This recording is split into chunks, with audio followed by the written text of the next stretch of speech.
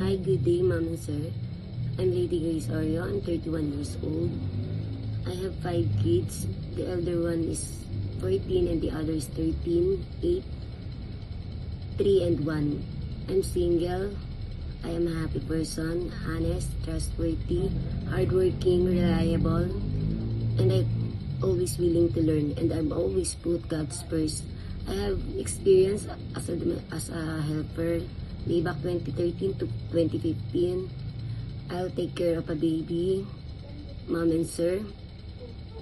My employer is both Filipino, and my second employer is both Filipino also. I'm taking care of 3 kids, mom and sir, but the main duties is to take care of an elderly. I'll take her into bath daily. I'll do massage sometimes if necessary.